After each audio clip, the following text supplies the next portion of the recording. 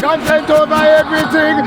Coming to me and telling me this, and this, I'm thinking, well, actually, that's not a nuanced or a responsible thing to say. And then, well, it's let me give you an example. It's a correct thing to say. In your opinion. Well, my opinion based on the actual evidence. But there's only a slither of evidence. You don't even read Arabic. And already you're making judgments. This is a translated book. Let me give you an example. As well. What is the Hanafi school? Obscurantism. Let me give you an example. What's the Hanafi position on Hudud punishments? Execution for adultery. I don't know yet. I'll look it up. Okay, it is that they are. I was talking about one specific ruling. There's a point. There's a teaching point here for you. Yeah. Okay, sure. So the Hanafi position today is that of most scholars is there is a death penalty for apostasy or whatever, homosexuality or adultery. What is Abu Hanifa's position on this subject? I haven't read that particular part. Right. He doesn't believe in death penalty for any of them. Do you know why he doesn't? Why?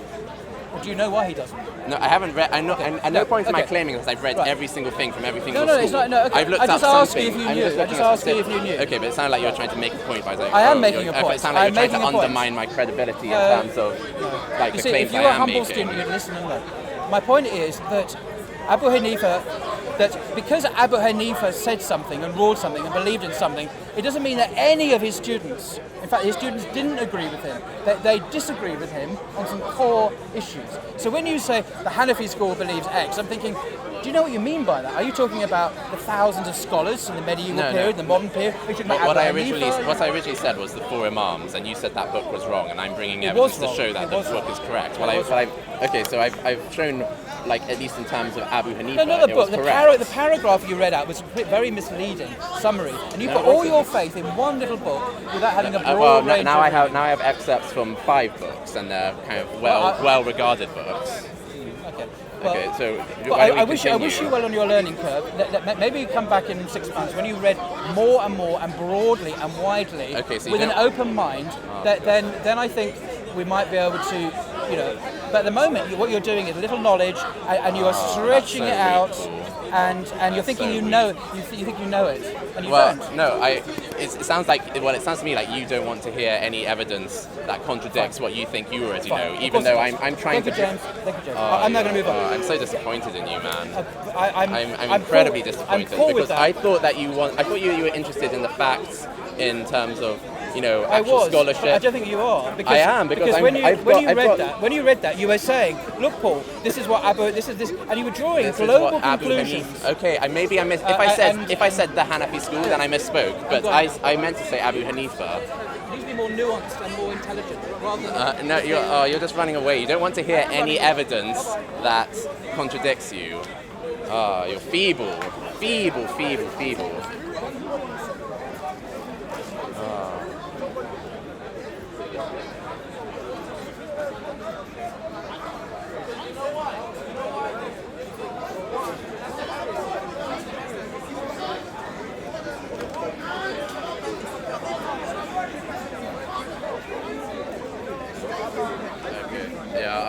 Stay here with the camera. So unfortunately, Paul doesn't want to hear what the 4 Imams of Islam, Abu Hanifa, Malik, Shafi, and Hanbali, want to say about whether kind of non-Muslims should have war made upon them. So I try to educate him. I try to bring him authoritative sources, but he doesn't want to listen, and I can't help that, unfortunately. I know. Maybe I'll shall I just give the evidence? Since okay, in case so I didn't intend for this to be a public video, but since the audience might want to hear what the 4 schools of what the 4 Imams, Hanifa, Malik, Shafi, and Hanbal have to say. So this is what the Hanbali school has to say. It is based on Muqtasa al-Karaki, which is by al-Karaki, who was a student of the person who copied kind of Hanbal's works. So basically, we don't know what Hanbal's original works were because they were burnt in a big fire. But al-Karaki is the earliest extant works of Hanbal, and so what they have to say about jihad against non-Muslims, and this is Whoops, daisies. So this is a translation of Qira'at, and it will include Hanbal's thoughts.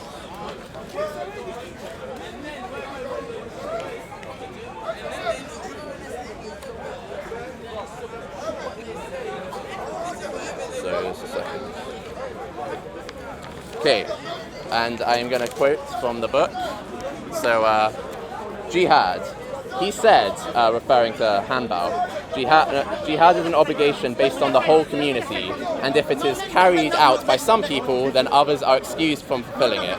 Ahmad, which is Ibn Hanbal, may Allah have mercy on him, said, I know of no act after duties of a Muslim which is superior to jihad.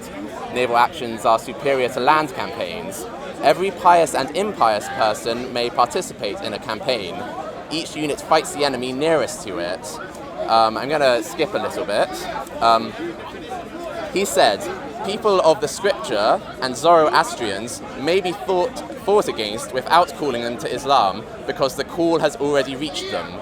Idolaters must be called to Islam before being fought against.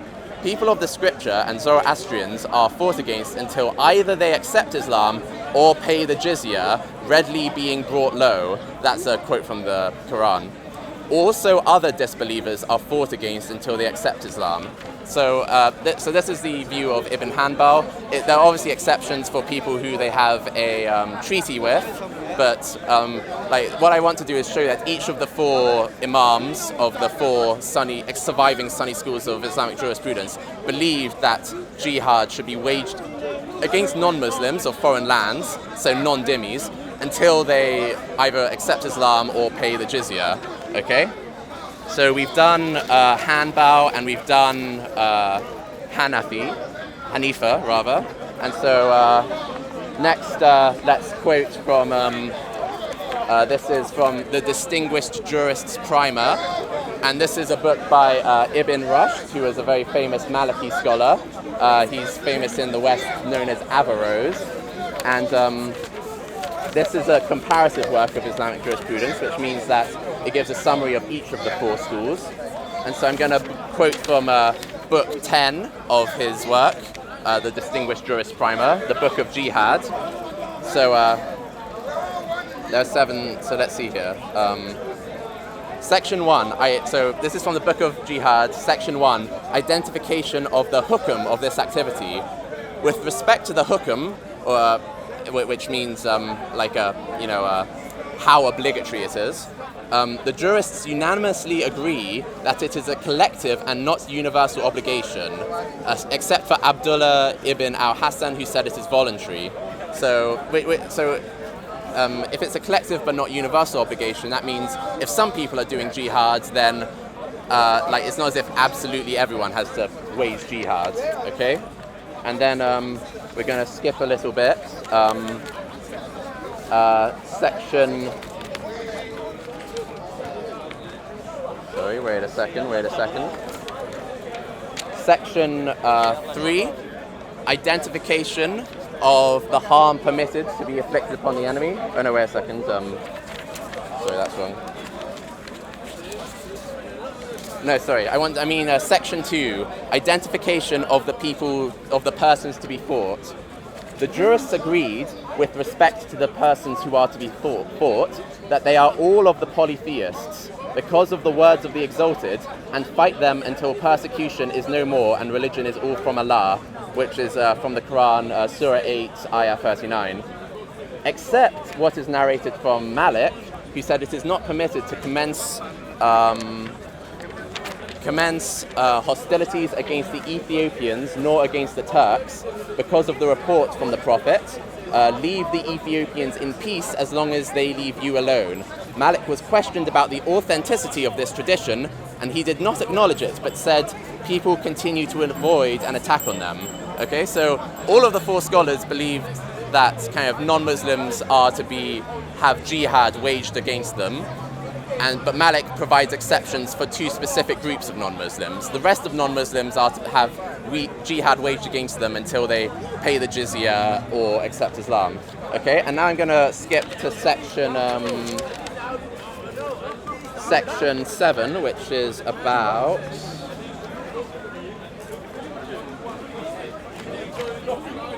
Sorry, yes, it will take a second.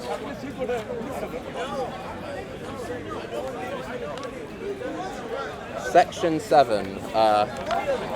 So Section 7 of the Distinguished Jurist Primer chapter on jihad is why wage war. Okay? So Section 7, why wage war?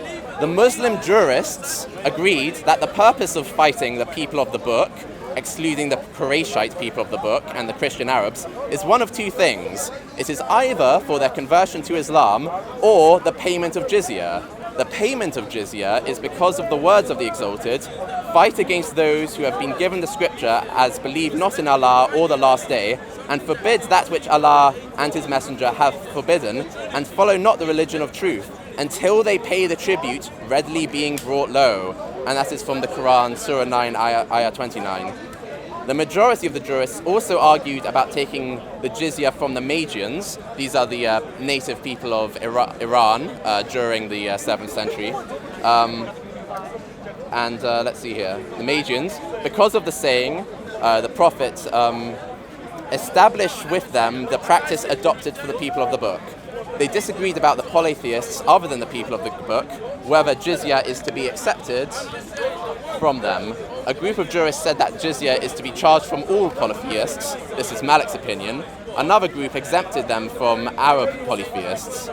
Okay, so this is yet more evidence that there is a consensus among the four Imams, who are the founders of the four schools of Islamic jurisprudence, that jihad is to be waged in general against non-Muslims based on these Quranic verses like 929, 838, until jizya is paid. Okay, and now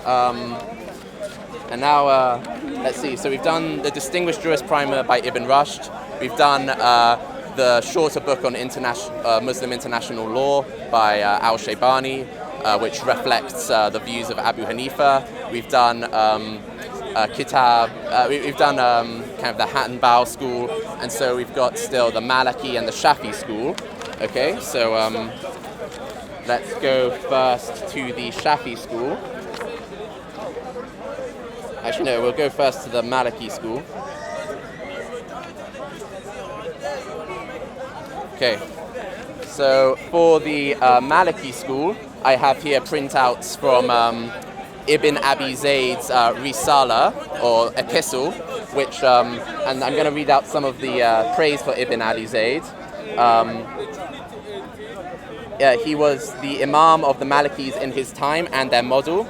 He had a comprehensive grasp of the school of Imam Malik and explained his statements. He had extensive knowledge and a prodigious memory and transmission. His books are ample testimony of that. Okay. Let's see. Sheikh Ash-Shirazi said he was known as Little Malik. Okay. So we're going to read some quotes from his book. So I'm going to quote from this Maliki book of Islamic jurisprudence. So this is from chapter 30 about jihad. Its meaning. Linguistically, jihad is derived from jad, which is, according to Al-Misbah, is effort in what someone does, or jud, which is ability. It is a technical term for the Muslim fighting the unbelievers who have no treaty with the intention of elevating the word of Allah, Azza wa Jal, or presenting Islam. Okay, so let's check who Islam is meant to be against. Okay, section 32a, an obligation. Jihad is an obligation which can be taken on by some of the people on behalf of others.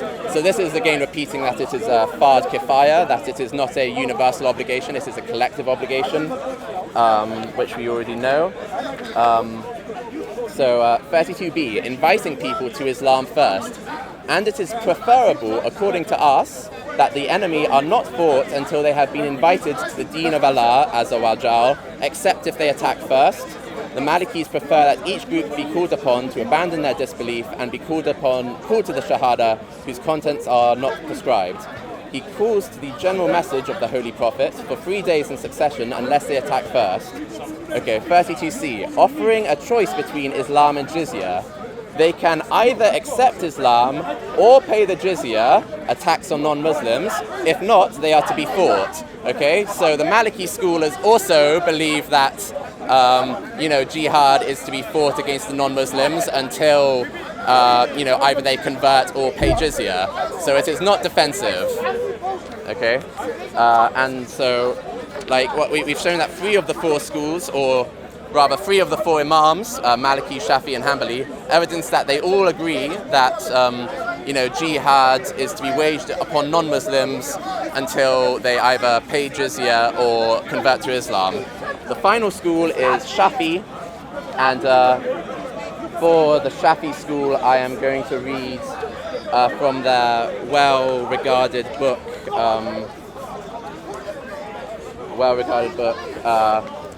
The Reliance of the Traveller. The Reliance of the Traveller is a book containing the sound dispositions of the Shafi Madhhab, and I'm going to read from, this is a translation, and I'm going to read from section 090. Jihad means war against non-Muslims, and it is etymologically derived from the word mahajda. Okay?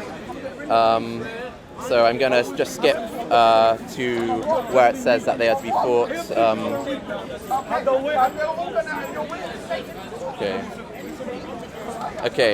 Section 9.8, the objectives of jihad. The Caliph makes war upon Jews, Christians and Zoroastrians, provided he has first invited them to enter Islam in faith and practice, and if they will not, then invited them to enter the social order of Islam by paying the non-Muslim poll tax, jizya, which is the significance of their paying it, not the money itself, while remaining in their ancestral religions, until they become Muslim or else pay the non-Muslim poll tax. This is in accordance with the word of Allah Most High. Fight those who do not believe in Allah and the last day, and who forbid not what Allah and His Messenger have forbidden, who do not practice the religion of truth, being of those who have been given the book, until they pay the poll tax out of hand and are humbled. Okay? So 099 from the Shafi, from the Reliance of the Traveller. The Caliph fights all other peoples until they become Muslim. And the explanation is because they are not a people with a book, nor honoured as such, and are not permitted to settle with paying the poll tax jizya. So all other people in this refers to the kind of polytheists who aren't Magians or people of the book, i.e. Jews or Christians. Okay, so the Shafi school also agreed that jihad was to be waged against non-Muslims. So, and this is based on the teachings of Shafi. Shafi himself agreed with this. And so all 4 of the Imams had consensus. They agreed that jihad was to be waged against non-Muslims until they either pay jizya or convert to Islam. It is not peaceful. It is not, only attack if you've been attacked. It is based on them not paying jizya or not paying, or not converting to Islam. So this contradicts the kind of common kind of new wave, kind of hippie, Western compatible view, which is put forth by people in this park, such as Adnan Rashid, who believes that kind of only jihad is only to be waged defensively. It is not. That is not the view of the Salaf and the 4 Imams, or indeed the 4 rightly guided caliphs. So this is kind of whitewashing things. It is just trying to, because obviously you'd be embarrassed if you believed that, if you thought that your religion kind of called for offensive war to be waged against people who had never attacked you. So I can see why people don't want to admit to this, but really what should be done is people should condemn the views of the 4 Imams in this matter and the Salaf, and condemn their understanding of jihad and just own up to it rather than like pretending something that isn't the case. Okay, and I'll you know, obviously I'm reading from notes. If this is uploaded, then I'll post in the comments section the links to all the books that I'm reading from, and you'll be able to see that what I'm saying is 100% correct and accurate, and I'm not falsifying any sources. I'm saying what I'm saying based on evidence from authoritative works of Islamic jurisprudence, and yeah, that's all I have to say. Yeah. I hear that. Content over everything. From your God, man, say it straight. Man, don't listen to BBC. Man, don't listen to ITV. Oh, listen. The Sunnis has given Islam the worst reputation. I want to protect the people. Why not listen to this?